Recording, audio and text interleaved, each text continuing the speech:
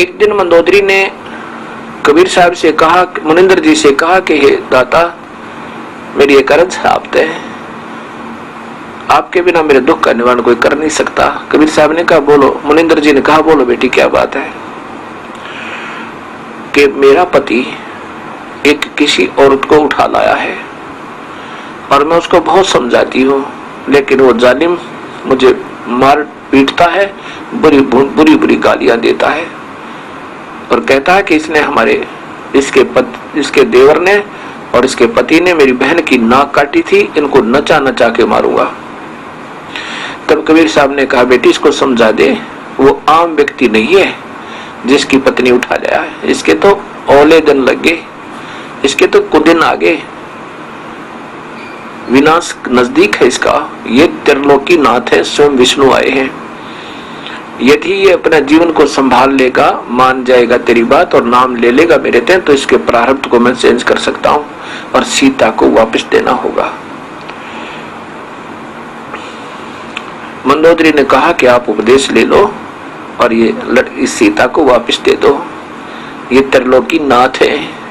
तो मंदोदरी के ऊपर बहुत नाराज हो गया रावण, कई गालियां सुनाई कि तू क्या समझती है बदमाश, क्या मैं उन दो मांसाहारी मस्करों से डर जाऊंगा? शिकार करते फिर वो दो लौंडे, मेरे पास 1.25 लाख, 1 लाख मेरे पुत्र, 1.25 लाख रिश्तेदार, कुंभकर्ण से भाई हैं, और मैं रावण उन शक्तिशाली, और साथ में तो क्या मुझे क्या समझाती है नादान, उसको उनको मजा चखाऊंगा मैं। मंदोदरी ने बहुत समझाया लेकिन नहीं माना। कबीर साहब ने से आकर के मुनिंदर जी से मंदोदरी ने कहा कि प्रभु मेरी नहीं मान रही है, मुझे तो बहुत बुरा कह रहे हैं, आप कृपा बख्श दो मालिक। एक बार मेरी प्रार्थना से एक बार आप अगर जाओगे तो मान जाएगा आपकी। मंदोदरी की प्रार्थना पे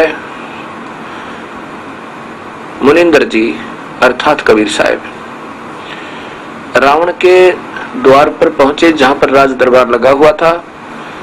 दरबार में जाकर के कबीर साहब ने कहा उन पहरेदारों से कि मैं रावण से मिलना चाहता हूं।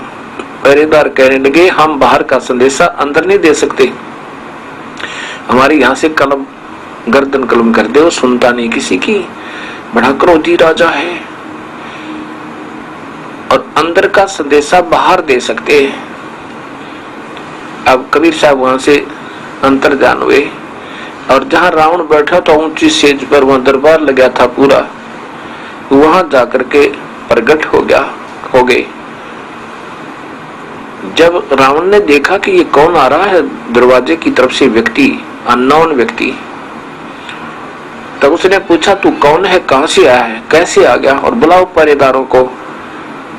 उन द्वारपालों ने कैसे आने दिया इसको, बुलाओ उनको। तब मुनिंदर जी अर्थात कबीर साहब ने कहा कि रावण मैं तेरा हित चिंतक हूं और तेरे से 2 बात करने आया हूं, तू मेरी इजाजत के बिना यहां कैसे आ गया? रावण ने कहा, और तेरे को आने कैसे दिया? उनको अभी मजा चखाता हूं, द्वारपालों को गर्दन काट दूंगा। तब मुनिंदर अर्थात कबीर साहब ने कहा कि तुम्हारे द्वारपालों का कोई दोष नहीं, उन्होंने मुझे अंदर आने से रोका था और मैं वहां से अंतर्ध्यान हुआ और यहाँ प्रकट हो गया। ऐसे साहब एक बार अंतर्ध्यान हुए रावण के सामने और फिर दृष्टि गोचर हो गई कि ऐसे मैं वहां से उनके सामने से अंतर्ध्यान होकर यहाँ प्रकट हो गया। उन्होंने नहीं देखा मुझे अंदर आते हुए, वो निर्दोष है। कबीर साहब ने सोचा ये राक्षस उनको मार डालेगा। तो रावण ने कहा कि तू फिर आ कैसे गया? मैं तेरे से कुछ बात करने आया हूं। रावण ने कहा क्या बात करना चाहता, बोल तू। परमेश्वर ने कहा कि तू इस सीता को वापस दे दिए, तेरी मौत है, और पर नारी को अपहरण करना इससे बड़ा जुल्म नहीं होता। मैं आपसे प्रार्थना करने आया हूं, तो इसको वापस दे दे। रावण ने कहा कि पहले तो मैं तुझे मजा चखाता हूं, पीछे मुझे शिक्षा देना। निकाल कर तलवार और कबीर साहब के ऊपर इतना गुस्से से, क्योंकि 1 नंबर का योद्धा जो 100 मटके दारू पीवर 100 जोटों का भैंसों का मांस एक बार खावे, उसमें कितनी शक्ति होगी, विचार करना।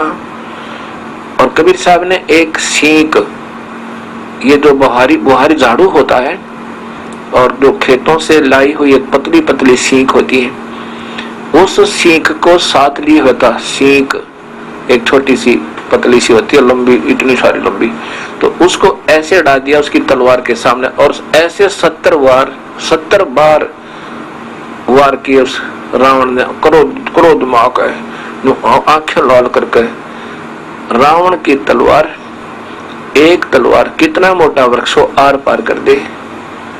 और उस समय ऐसी आवाज आवे सीख के, ऐसी लगे जैसे लोहे के थंब का लगती है, खंबे का, कटाकट निशान भी नहीं हुआ उस सीख के, लेकिन बुद्धि भ्रष्ट के फिर भी समझ में नहीं आई। पसीना का 70 वार करना, पसीने आगे रावण के, और सीख न्यू की न्यू। कबीर साहब ने कहा कि देखा ये तेरी निशान भी नहीं है तेरी तलवारों का,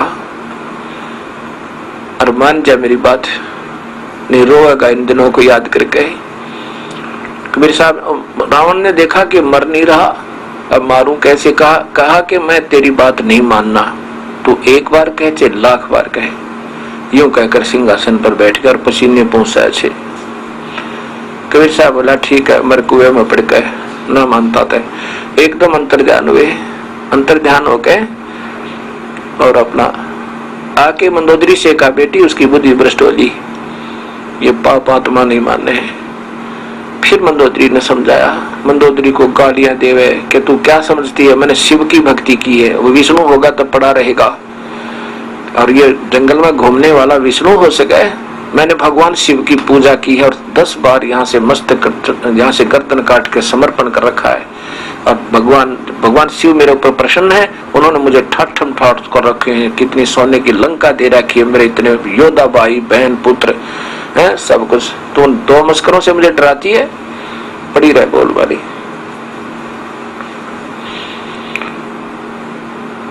कोई बात ना, बात कबीर साहब चले गए।